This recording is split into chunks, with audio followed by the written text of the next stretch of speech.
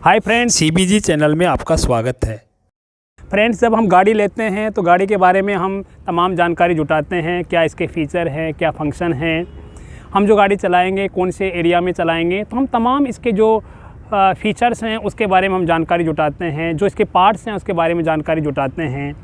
हम जानते हैं कि जो गाड़ी है वो उसकी जो नींव होती है वो टायर होता है, टायर पर गाड़ी टिकी रहती है। तो हम अपने YouTube चैनल में गाड़ी के जितने सारे फ़ीचर्स हैं, जितने सारे फंक्शन हैं, जितने सारे पार्ट्स हैं उसके बारे में जानकारी देंगे सिलसिलेवार। आज जो हम सबसे पहले जानकारी देना चाह रहे हैं वो टायर के बारे में जानकारी देंगे, क्योंकि जो गाड़ी होती है वो टायर पर टिकी रहती है। गाड़ी की जो नींव होती है वो टायर होती है। तो चलिए हम शुरू करते हैं टायर से। यहाँ देखिए टायर पर जो कोडवर्ड लिखा है, पहले लिखा है सबसे पहले 175।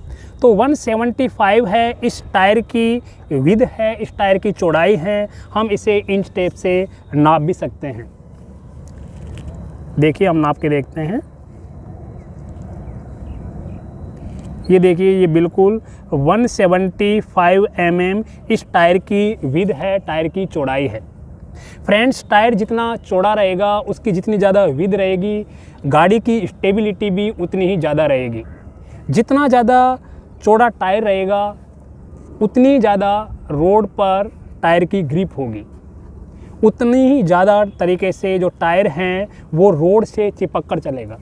लेकिन फ्रेंड्स, इसके फ़ायदे हैं तो कुछ नुकसान भी हैं। अगर टायर ज़्यादा चौड़ा होगा तो उसकी ज़्यादा ग्रिप होने की वजह से रेजिस्टेंस ज़्यादा होगा, तो उसकी वजह से माइलेज भी कम देगी।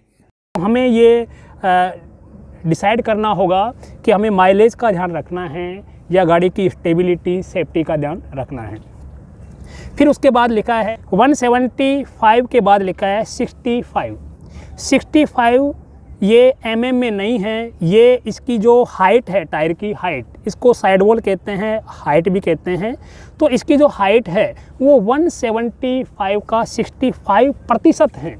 तो हम कैलकुलेटर से निकाल सकते हैं कि 65% 175 mm का कितना होता है।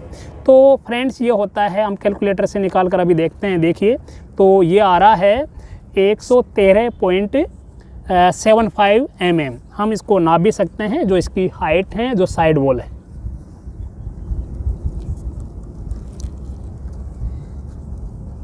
ये 110, 11, 12, 13 और ये 14 से जस्ट पहले 170, ये 113.75 हम यहाँ मान सकते हैं। ये देखिए, तो ये इसकी हाइट है, ये साइड वॉल है। फिर उसके बाद लिखा है फ्रेंड्स आर मीन्स है रेडियल। टायर हैं वो दो तरह के होते हैं, एक होता है रेडियल टायर और एक दूसरा होता है बाइस टायर। तो असल में ये टायर के स्ट्रक्चर को दिखाता है। हम स्ट्रक्चर की बात करें तो दो टाइप से टायर बनते हैं। इनमें दो तरह की प्लाई होती है, एक होती है रेडियल प्लाई और एक दूसरी होती है बाइस प्लाई। तो जो बाइस प्लाई है इसको क्रॉस प्लाई टायर भी कहते हैं। जो बाइस प्लाई है उसमें इस तरह से प्लाई रहती है टायर में, एक बार इस तरह से प्लाई रहती है, फिर दूसरी बार जो प्लाई है इस तरह से रहती है, यानी प्लाई एक दूसरे को क्रॉस करती है, इसलिए बाइस टायर को क्रॉस प्लाई टायर भी कहते हैं। पर चूंकि इसमें आर लिखा है, ये रेडियल टायर हैं, तो इसमें जो प्लाई होती है वो अर्ध गोलाकार रूप में होती है, वो इस तरह से रहती है प्लाई, इस तरह से प्लाई रहती है। इन दोनों में डिफरेंस क्या है? आजकल जो कार में टायर आ रहे हैं वो अमूमन रेडियल आ रहे हैं, जबकि जो बाइक में टायर आ रहे हैं वो रेडियल भी आ रहे हैं और वो बाइस भी आ रहे हैं। दोनों में डिफरेंस ये है कि जो रेडियल टायर से हम उसे भी समझ सकते हैं। जो बाइस टायर है, अगर हैवी लोडेड व्हीकल है तो उसके लिए वो सही है। अगर ऊबड़ खाबड़ रास्ता है, किसी रोड का सरफेस एरिया ठीक नहीं है, तो उसके लिए बाइस टायर ठीक रहता है। लेकिन अगर किसी गाड़ी का इंजन पावरफुल है, यदि हाई स्पीड में गाड़ी चलती है, बाइक की अगर बात करें तो कोई स्पोर्ट्स बाइक है, सुपर स्पोर्ट्स बाइक हैं जो ज़्यादा स्पीड से चलती है, तो उसके लिए रेडियल टायर ठीक होता है। कार में फ्रेंड्स आजकल अमूमन रेडियल टायर ही मिलता है, लेकिन बाइक में दोनों तरह के टायर आ रहे हैं, रेडियल भी और बाइस भी। आमतौर पर जो 130 सीसी से कम इंजन की बाइक हैं उसमें 22 टायर आ रहे हैं, लेकिन कुछ कंपनियां उसमें जो स्पोर्ट्स बाइक हैं उसमें भी 22 टायर दे रही है। तो फ्रेंड्स हमें ये देख सकते हैं कि हमें रेडियल टायर लेना चाहिए या 22 टायर लेना चाहिए। फिर उसके बाद लिखा है 14 उसके बाद लिखा है।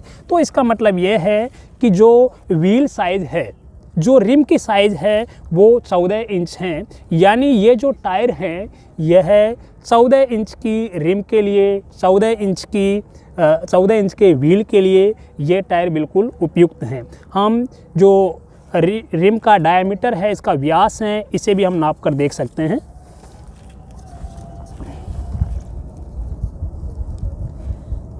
ये देखिए बिल्कुल 14 इंच है। तो ये 14 इंच के व्यास वाले रिम के लिए, व्हील के लिए बिल्कुल उपयुक्त टायर हैं। दोस्तों उसके बाद लिखा है 82 मीन्स ये लोड रेटिंग को बताता है। और हम चार्ट में देखते हैं कि 82 मीन्स ये जो टायर हैं ये कितने वज़न को झेलते हुए अच्छा परफॉर्मेंस दे सकता है। तो चार्ट में दोस्तों देखिए 82 के जस्ट सामने लिखा है 475, यानी ये जो टायर है 475 किलोग्राम वज़न को झेलते हुए अच्छा परफॉर्मेंस दे सकता है। उसके बाद दोस्तों लिखा है टी स्पीड रेटिंग को दिखाता है कि कितनी स्पीड तक ये टायर अच्छी परफॉर्मेंस दे सकता है। तो चार्ट में हम देखते हैं टी के सामने लिखा है 190 किलोमीटर प्रति आवर, यानी ये जो टायर हैं 190 किलोमीटर प्रति घंटे की स्पीड तक अच्छा परफॉर्मेंस दे सकता है। उसके बाद लिखा है DOT means department of transport, और उसके बाद में लिखा है 0119। तो 0119 है ये इसकी 0119 है, यह इसकी मैन्युफैक्चरिंग डेट को दिखाता है। लास्ट के जो 2 डिजिट हैं 19, इसका मतलब यह है कि यह जो टायर है ये 2019 में बना था। और फर्स्ट की जो 2 डिजिट है 01 का मीन्स फ्रेंड्स ये नहीं है कि 01 ये फर्स्ट मंथ है, नहीं, 01 का मतलब है कि ये फर्स्ट वीक, यानी 2019 में ये फर्स्ट वीक में टायर बना है। तो इस तरह से यहाँ फर्स्ट 2 डिजिट है, ये 01 से लेकर 52 हो सकती है। अगर 52 होगा तो इसका मतलब ये है कि 2009 में लास्ट वीक 52 वीक में ये टायर बना है। तो हमें नया टायर लेते हैं तो लेते समय इस बात का ध्यान रखना चाहिए कि उसकी मैन्युफैक्चरिंग डेट क्या है, क्योंकि जो टायर है वो भारत में ये माना जाता है कि 5 से 6 साल उसकी लाइफ होती है। उसके बाद में जो रबर कंपाउंड है वो हार्ड होने लगते हैं, वो दरक सकते हैं, तो उसकी लाइफ ख़त्म हो जाती है, भले ही हम टायर को यूज करें या नहीं करें। तो टायर लेते समय हमें ध्यान रखना चाहिए कि कोई पुराना टायर तो हमें नहीं चेप रहा है। हमने पैसे पूरे दिए हैं, पता चला कि उन्होंने पुराना टायर चेप दिया है, और जो टायर हैं उसकी लाइफ पहले ही ख़त्म होने वाली है या ख़त्म हो चुकी है।